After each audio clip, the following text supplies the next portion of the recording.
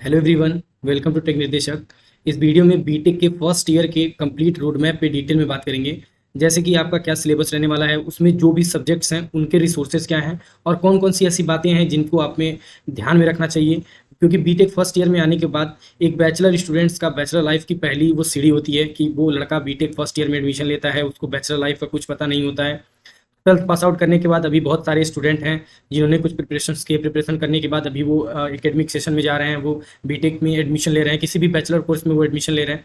तो फिलहाल बीटेक के फर्स्ट ईयर के कंप्लीट रोड मैप पे इस वीडियो में बात करेंगे। तो इस वीडियो को ज़्यादा से ज़्यादा स्टूडेंट तक शेयर कर दीजिए और चैनल को सब्सक्राइब नहीं किया है तो चैनल को सब्सक्राइब कर लीजिए। चलिए, सबसे पहले हम देखेंगे कि क्या है सिलेबस आपका।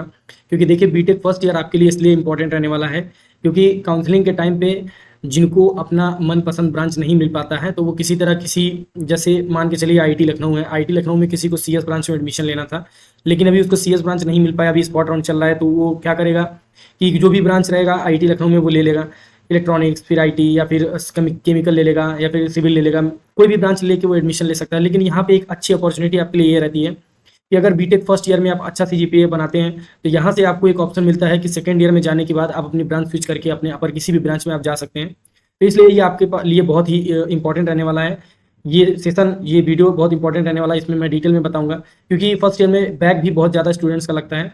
तो ये सब चीज़ों से बचने के लिए इस पे डिटेल में बात करेंगे। तो फिलहाल अभी आपका जो सिलेबस रहने वाला है वो देखते हैं। क्योंकि देखिए, बीटेक जो फर्स्ट ईयर होता है, एक ईयर में 2 सेमेस्टर होते हैं, ये आपको भी पता है। पूरे बीटेक में आपको 4 साल में 8 सेमेस्टर होंगे, जिसमें 8 सेमेस्टर के एग्जाम देने होंगे, 8 सेमेस्टर के एग्जाम होने हैं। तो जितने भी सब्जेक्ट्स हैं, एक सेमेस्टर में लगभग 6 सब्जेक्ट आपको पढ़ने होंगे। सिर्फ 8वें और 7वें सेमेस्टर में आपको कम सब्जेक्ट्स मिलते हैं, बाकी सारे सेमेस्टर में लगभग 5 या 6 सब्जेक्ट आपको पढ़ने होते हैं।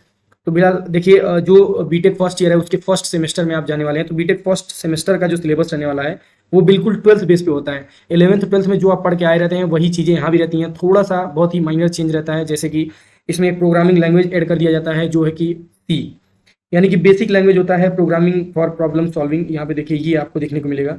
तो problem solving, programming for problem solving, ये आपका जो सब्जेक्ट रहता है ये थोड़ा सा ट्रिकी रहता है, सही रहता है, ये आपको देखने को मिलेगा। कलर चेंज कर लेते हैं, देखिए यहाँ से दिख रहा है। तो ये जो सब्जेक्ट रहता है इसमें बेसिक सी पढ़ाया जाता है, सी से रिलेटेड सी लैंग्वेज जो भी रहता है। अभी देखिए, आपको बीटेक फर्स्ट ईयर में सी लैंग्वेज पढ़ाया जाएगा, फिर उसके बाद आगे आपको जावा पढ़ाया जाएगा, फिर डीएसए जब आपको पढ़ाया जाएगा तो उसके बाद आप बहुत सारी ऐसे लैंग्वेज हैं, लाइक पाइथन भी सीखेंगे, जावा स्क्रिप्ट भी सीखेंगे। तो ऐसे बहुत सारी लैंग्वेज हैं जो डीएसए के लिए यूज होती हैं। तो अभी फिलहाल बेसिक जो लैंग्वेज रहेगा वो सी रहेगा, सारे लोगों को सी से स्टार्ट करना होता है। तो अभी देखिए इसमें कौन कौन से सब्जेक्ट हैं।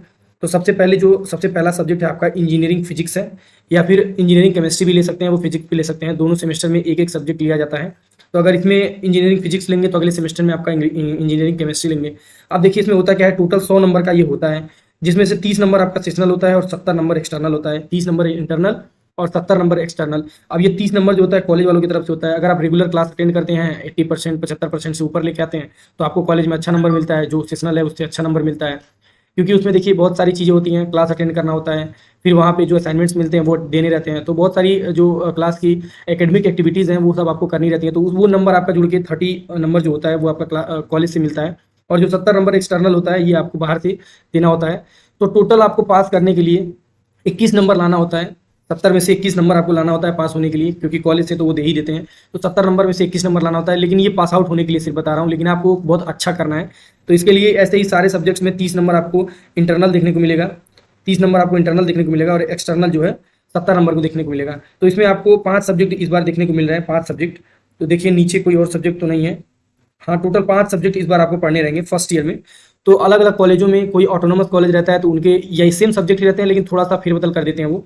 तो ये सारे सब्जेक्ट्स हैं। अब इन सब्जेक्ट्स को पढ़ने के लिए कुछ दूसरे टॉपिक पे चलते हैं हम। आपको ये बताते हैं कि ये सब रिसोर्सेज आपको कहाँ से मिलेंगे।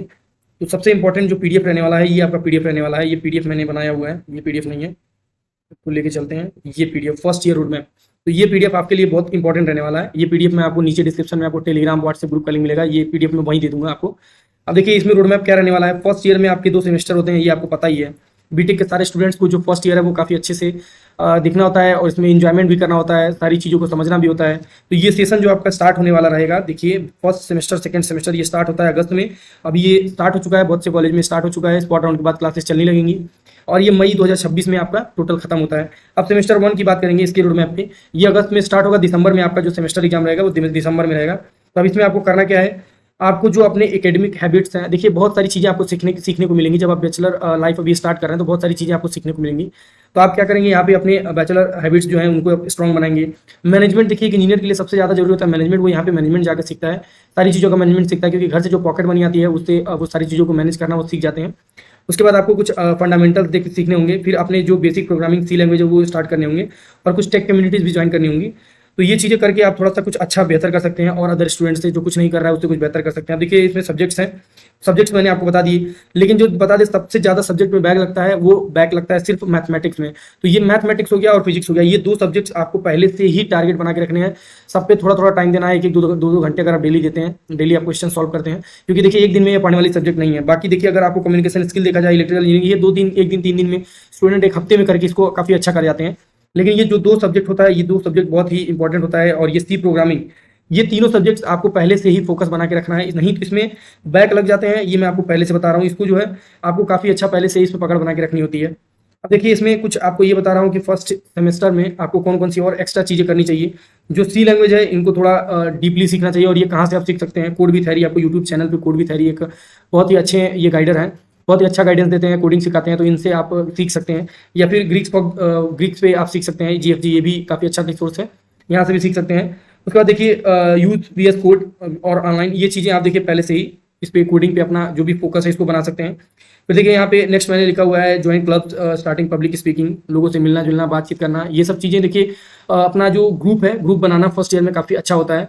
इसमें आप जाएंगे फर्स्ट ईयर में हॉस्टल में, अगर आप रूम लेते हैं, हॉस्टल लेते हैं या फिर बाहर कहीं रूम लेते हैं, बाहर रूम लेने में उतना इन्वायरमेंट अच्छा नहीं मिलता है, लेकिन हॉस्टल जब आप लेते हैं तो हॉस्टल में एक अच्छा बैचलर इन्वायरमेंट मिलता है। तो वहाँ पे रहने के साथ साथ आप कॉलेज की बहुत सारी एक्टिविटीज़ में पार्टिसिपेट कर सकते हैं, जहाँ से बहुत सारी चीज़ें आपको सीखने को मिलेंगी। आपका जो इंप्रूवमेंट होगा, काफ़ी अलग अलग जगह से स्टूडेंट्स आए रहते हैं, कोई अदर स्टेट के रहते हैं तो इंग्लिश में ही बात किया करते हैं। तो बहुत सारी चीज़ें आपको अपने स्किल्स में इंप्रूवमेंट देखने को मिलेगा अगर आप हॉस्टल में रहते हैं और फिर ये चीज़ें करते हैं तो। फिर देखिए कुछ वीकली रूटीन है, ये सब चीज़ें देखिए सबका रूटीन अलग अलग होता है, ये तो रैंडम लिखा हुआ है, लेकिन मैं आपको रूटीन बता देता हूँ। रूटीन सबका अलग अलग होता है, किसको क्या करना होता है। जब जगे तभी सवेरा, तो आपको क्या करना है कि जब भी आपको समझ में आ रहा है तभी आप कोडिंग करना शुरू कर दिए। ऐसा नहीं है कि कोई भी टाइम टेबल से कोई स्टूडेंट फॉलो नहीं कर पाता, कोई टाइम टेबल बना के कोई चीज़ नहीं कर पाता है। तो ये सब चीज़ें बैचलर में अभी आप जाएंगे तो बीटेक फर्स्ट ईयर में ये सब चीज़ें आपको खुद से मैनेज करनी है कि किस टाइम पे आपको क्या करना चाहिए। अब देखिए सेकंड सेमेस्टर की अगर बात की जाए, तो सेकंड सेमेस्टर में भी देखा जाए तो कुछ सब्जेक्ट ऐसे होते हैं जिनमें बैक लगने के बहुत ज़्यादा चांसेस होते हैं, जैसे मैथमेटिक्स इसमें भी होता है, और डिजिटल इलेक्ट्रॉनिक्स होता है, ये आपको 12th में ही पढ़ने को मिल गया होगा। और फिर देखिए सी प्रोग्रामिंग इसमें एडवांस होता है। बाकी ये सब्जेक्ट तो आपको एक दिन में पढ़ के, 2 दिन में, 3 दिन में पढ़ के आप इजीली इसमें पास हो सकते हैं, लेकिन आपको सी प्रोग्रामिंग एडवांस और मैथमेटिक्स सेकंड और ये मैकेनिकल इंजीनियरिंग, ये सब्जेक्ट आपको जरूर से जरूर पहले से पढ़ने चाहिए। ये सब्जेक्ट बहुत ही इंपॉर्टेंट सब्जेक्ट हैं, इन पे अगर पहले से आप पकड़ नहीं बनाते हैं तो आपके बैक लग जाते हैं और फिर बहुत प्रॉब्लम होती है। फिर वही होता है कि KTU में बैक लग जाता है। तो ये सब चीज़ों पे पकड़ बना के रखनी है। और देखा जाए अगर नेक्स्ट, तो ऐसा कुछ लिखा हुआ है कि आपको, चलिए ये आपको ऊपर से मैं बताता हूँ, ऐसे ये सब PDF से बताने का क्या मतलब है, आपको मैं ऐसे ही बताता हूँ कि आपको जो सब्जेक्ट्स हैं वो पढ़ने के लिए सबसे अच्छा रिसोर्स कहाँ से मिलेगा। तो जो सबसे पहला रिसोर्स है, ठीक है, इसको भी आप देख सकते हैं, मैथमेटिक्स पढ़ने के लिए सारे रिसोर्सेज देख सकते हैं। यूट्यूब पे जो भी सब्जेक्ट आप देखेंगे सबके रिसोर्स अच्छे मिल जाएंगे। अब यूट्यूब पे आप जाएंगे, यूट्यूब पे आप सर्च करेंगे तो बहुत सारे ऐसे चैनल मिलेंगे जहाँ से स्टूडेंट को समझ में आता है, और बहुत ऐसे चैनल मिलेंगे जहाँ से आपको समझ में नहीं आता है। तो आपको ये पहले से अपने से ही चैनल जितने भी यूट्यूब पे हैं, जो सब्जेक्ट हैं, मैथमेटिक्स 1 है तो मैथमेटिक्स 1 के जितने भी लेक्चर्स आप देखेंगे, बहुत सारे ऐसे टीचर्स आपको, बहुत सारे ऐसे मेंटर मिलेंगे जहाँ के गाइडेंस आपको समझ में आएंगे, जहाँ के जो भी सोल्यूशन आपको समझ में आएंगे। तो वहाँ से आप अपनी एक प्रॉपर लिस्ट बना के रख लेंगे कि हाँ ये चीज़ें यहाँ से पढ़ने लायक सही है, और प्रॉपर उसमें 1-1, 2-2 घंटे आप देंगे मैथमेटिक्स में, फिजिक्स में, केमिस्ट्री में, तो काफ़ी अच्छा फर्स्ट ईयर में कर जाएंगे आप। फर्स्ट ईयर का टोटल जो निकलता है फाइनल रिजल्ट, वही आपका CGPA माना जाता है। हर सेमेस्टर वाइज के CGPA नहीं उतना कंसीडर किया जाता है, लेकिन जो फाइनल ईयर का आपका वो निकलता है CGPA, वही आपका फाइनल होता है, उसी में आपको अच्छा करना होता है। यही गाइडेंस आपको बताना था कि फर्स्ट ईयर में काफ़ी अच्छा कर लेते हैं तो आप जो आपकी ब्रांच है वो आप स्विच कर सकते हैं, और बहुत सारी चीज़ें सीखने को मिलती है। तो फर्स्ट ईयर आपका कैसे आपको यूटिलाइज करना है, ये सारी चीज़ें मैंने बता दी। वीडियो अच्छी लगी हो तो वीडियो को प्लीज़ लाइक कर दीजिए, चैनल को सब्सक्राइब नहीं किया है तो चैनल को सब्सक्राइब कर दीजिए। बाकी मिलते हैं फिर नेक्स्ट वीडियो में। Thank you.